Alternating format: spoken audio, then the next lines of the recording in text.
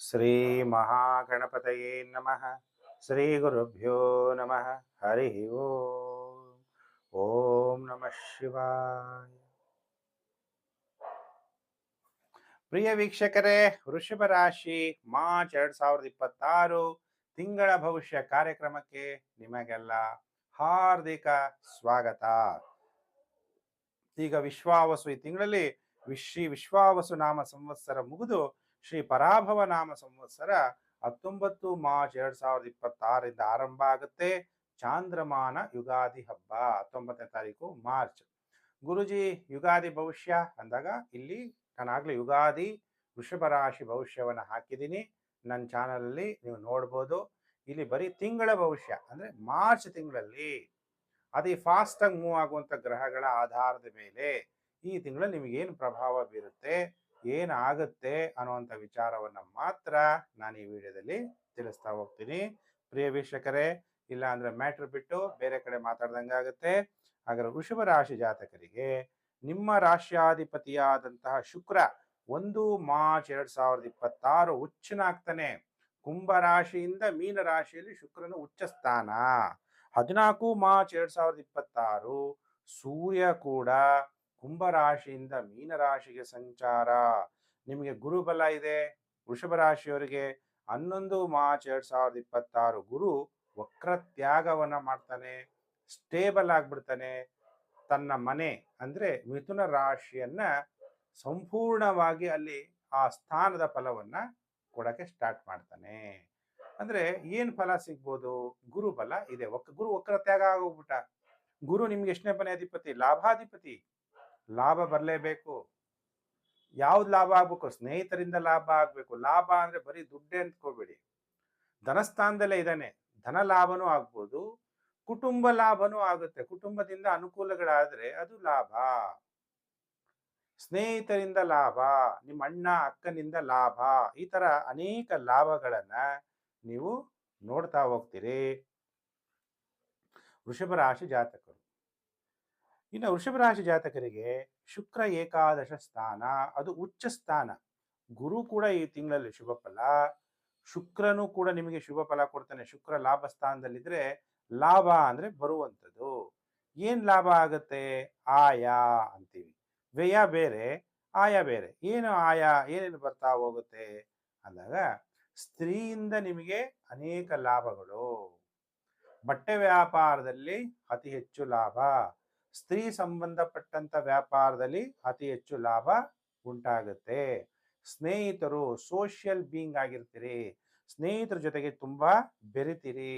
ಎಲ್ಲಾ ಪ್ರಯತ್ನಗಳಲ್ಲೂ ಕೂಡ ಜಯ ಉಂಟಾಗುತ್ತೆ. ದ್ವಿತೀಯಾಧಿಪತಿ ಗುರು ಚೆನ್ನಾಗಿರೋದ್ರಿಂದ, ಗುರು ಕೂಡ ಚೆನ್ನಾಗಿದ್ದಾನೆ, ಶುಕ್ರ ಕೂಡ ಚೆನ್ನಾಗಿರೋದ್ರಿಂದ ಉತ್ತಮವಾದ ಆಹಾರ, ಅನ್ನಹಿ ಪೂರ್ಣ ಬ್ರಹ್ಮ, ಒಳ್ಳೆ ಊಟ ಮಾಡುವಂತ ಯೋಗ, ಉಲ್ಲಾಸ, ಹೊಸ ಮನೆ ಕಟ್ಟುವಂಥದ್ದು, ಸ್ನೇಹಿತರಿಂದ ಬೆಂಬಲ, ಕಲೆ, ಸಂಗೀತ. ನಿಮ್ಗೆ ಯಾವ ಕಲೆ ಇದೆಯೋ ನನ್ಗೆ ಗೊತ್ತಿಲ್ಲ. ಭರತನಾಟ್ಯಂ ಇರ್ಬೋದು, ಸಂಗೀತ ಇರ್ಬೋದು, ಎಕ್ಸಾಂಪಲ್ ಹೇಳ್ತಾ ಇದ್ದೀನಿ. ಅದರಲ್ಲೆಲ್ಲ ನಿಮಗೆ ಲಾಭ, ಧನ ಪ್ರಾಪ್ತಿ ಮಾಡ್ಕೊಂತೀರಿ. ವಿದ್ಯಾರ್ಥಿಗಳು ವಿದ್ಯಾಭ್ಯಾಸದಲ್ಲಿ ಜಯ ಪ್ರಾಪ್ತಿ ಮಾಡ್ಕೊಂತೀರಿ. ಅಲಂಕಾರ, ಸೌಂದರ್ಯವರ್ಧಕ ಮಾರಾಟಗಳು, ಬಟ್ಟೆ ವ್ಯಾಪಾರ ಹೇಳಿದ್ನಲ್ಲ, ಹಾಗೆ ಸ್ತ್ರೀಯರಿಗೆ ಸಂಬಂಧಪಟ್ಟಂತ ವ್ಯಾಪಾರಗಳಲ್ಲಿ ಲಾಭ, ಅಭಿವೃದ್ಧಿ, ನೆಮ್ಮದಿ, ಸುಖ, ಶಾಂತಿ, ಧೈರ್ಯ ಎಲ್ಲ ಹೆಚ್ಚಾಗುತ್ತೆ. ನೀವು ತಮಗೆ ಮೀರಿ ಧನ ಸಂಪತ್ತನ್ನ ಸಂಪಾದನೆ ಮಾಡ್ತೀರಿ ತಿಂಗಳಲ್ಲಿ. ನೀವು ಈ ತಿಂಗಳಲ್ಲಿ ತುಂಬಾ ಆಕರ್ಷಣೆಯಾಗಿ ವೃಷಭ ರಾಶಿ ಜಾತಕರು ಕಾಣಿಸ್ತೀರ. ಯಾಕಂದ್ರೆ ನಿಮ್ಮ ರಾಶ್ಯಾಧಿಪತಿನೇ ಶುಕ್ರ ಆಗಿರೋದ್ರಿಂದ ಒಂಥರ ಅಟ್ರಾಕ್ಟಿವ್ ಫೇಸ್, ಮುಖದಲ್ಲಿ ಆ ಫೇಸ್ ಚೇಂಜ್ ಆಗುತ್ತೆ, ಮುಖದಲ್ಲಿ ಕಳೆ ಚೇಂಜ್ ಆಗುತ್ತೆ. ನಿಮಗೆ ಎಲ್ಲಾ ತರ ಲಾಭ ಆಗಕ್ಕೆ ಪ್ರಾಪ್ತಿಯಾಗುತ್ತೆ ವೃಷಭ ರಾಶಿ ಜಾತಕರಿಗೆ. ಹಾಗಾದ್ರೆ ವೃಷಭ ರಾಶಿ ಜಾತಕರಿಗೆ ದ್ವಿತೀಯಾಧಿಪತಿಯಾದಂತಹ ಬುಧ ದಶಮ ಭಾವದಲ್ಲಿ ಸಂಚಾರ ಆಗ್ತಾನೆ. ಬುಧ ಯಾವ ತರ ಫಲವನ್ನ ನಿಮಗೆ ಎಕ್ಸ್ಪೆಕ್ಟ್ ಮಾಡಬಹುದು? ಬುಧ ದಶಮ ಭಾವದಲ್ಲಿದ್ದಾಗ ಸಂತೋಷ ಪಡುವಂಥದ್ದು, ಭೋಗಿಸುವಂಥದ್ದು. ಅದರಲ್ಲೂ ಬುಧ ಅಂದ್ರೆ ವ್ಯಾಪಾರಕ್ಕೆ ಕಾರಕ ಗ್ರಹ. ದಶಮ ಭಾವದಲ್ಲಿ ಸಂಚಾರ ಆಗ್ಬೇಕಾದ್ರೆ ಭೂಮಿಯಿಂದ ಲಾಭ, ಸಹೋದರ ಸಹೋದರಿಯಿಂದ ಲಾಭ, ಸೋದರ ಮಾವನಿಂದ ಲಾಭ. ನೀವು ಆಧ್ಯಾತ್ಮಿಕ ನಿಯಮಗಳು, ಧಾರ್ಮಿಕ ಕೇಂದ್ರಗಳ ಸೇವೆ ಮಾಡೋದ್ರಿಂದನೂ ನಿಮಗೆ ತುಂಬಾ ಅನುಕೂಲಗಳು ಆಗುತ್ತೆ. ಮುಂದುವರಿತಿರಿ. ನಿಮ್ಮ ಶತ್ರುಗಳಿಂದನೂ ನಿಮಗೆ ಧನ ಪ್ರಾಪ್ತಿಯಾಗುತ್ತೆ. ಸಕಲ ರೀತಿಯ ಸುಖವನ್ನ ನೀವು ಪಡಿತೀರಿ ಪ್ರಿಯ ವೀಕ್ಷಕರೇ. ನೋಡಿ, ಇಷ್ಟೆಲ್ಲ ಒಳ್ಳೆ ಫಲ ನಿಮಗೆ ಪ್ರಾಪ್ತಿಯಾಗುತ್ತೆ. ಹಾಗಾದ್ರೆ ವೃಷಭ ರಾಶಿ ಜಾತಕರಿಗೆ ಕುಜ ವ್ಯಯಾಧಿಪತಿ, ಸಪ್ತಮಾಧಿಪತಿ, ದಶಮ ಭಾವದಲ್ಲಿ ಕುಜನ ಸಂಚಾರ. ಹಾಗಾದ್ರೆ ಏನು ಕೆಟ್ಟದಾಗ್ಬೋದು ಅಂದಾಗ, ಹೃದಯ ವ್ಯಾಧಿ ಸಂಬಂಧ ಇರುವಂತಹ ಯಾವುದೇ ಕಾಯಿಲೆಗಳಿದ್ದರೆ ಬಹಳ ಎಚ್ಚರವನ್ನ ವಹಿಸಿ. ಯಾವುದೇ ಕೆಲಸ ಕಾನೂನು ರೀತಿಯಲ್ಲೇ ಮಾಡಬೇಕು. ಕಾನೂನು ಬಾಹಿರ ನೀವೇನಾದ್ರು ಮಾಡಿದ್ರೆ ನಿಮಗೆ ತೊಂದರೆಗಳಾಗುತ್ತೆ. ಕೆಲವರು ಸಹವಾಸ ದೋಷದಿಂದ ಕೆಟ್ಟ ಪರಿಸ್ಥಿತಿ ಉಂಟಾಗುವ ಸಾಧ್ಯತೆ ಇದೆ. ಸಾಹಸದಿಂದ ನೀವು ಜಯವನ್ನ ಗಳಿಸ್ತೀರಿ.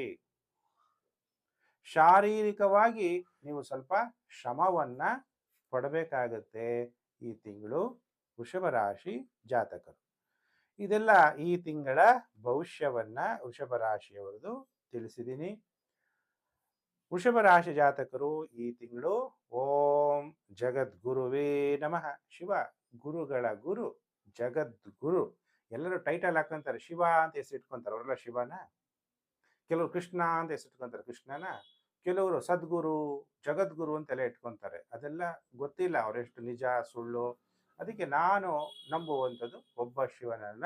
ಆ ಶಿವನನ್ನ ಓಂ ಜಗದ್ಗುರುವೇ ನಮಃ ಅನ್ನುವಂತಹ ಮಂತ್ರ ಜಪ ಮಾಡಿ ನೀವು ಶಿವನಿಗೆ ರುದ್ರಾಭಿಷೇಕವನ್ನು ಮಾಡಿಸಿ, ನಿಮಗೆ ಗ್ರಹಗಳಿಂದ ಉಂಟಾಗುವಂತಹ ನೆಗೆಟಿವ್ ಎಫೆಕ್ಟು ಕಮ್ಮಿ ಆಗುತ್ತೆ. ಪ್ರಿಯ ವೀಕ್ಷಕರೇ, ವಿಡಿಯೋನ ಶೇರ್ ಮಾಡಿ. Facebook, WhatsApp group, Telegram group ಎಲ್ಲೆಲ್ಲಿದ್ದೀರಾ ಅಲ್ಲೆಲ್ಲ ಶೇರ್ ಮಾಡಿ. ನಿಮಗೆಲ್ಲ ಭಗವಂತ ಒಳ್ಳೇದು ಮಾಡಲಿ. ಸಮಸ್ತ ಲೋಕೋ ಸುಖಿನೋ ಭವಂತು. ಪ್ರಿಯ ವೀಕ್ಷಕರೇ, ನಾನು ಮತ್ತೊಂದು ವಿಡಿಯೋದಲ್ಲಿ ಮತ್ತೆ ನಾನು ನಿಮ್ಮನ್ನು ಭೇಟಿ ಮಾಡ್ತೀನಿ. ನಮಸ್ಕಾರ.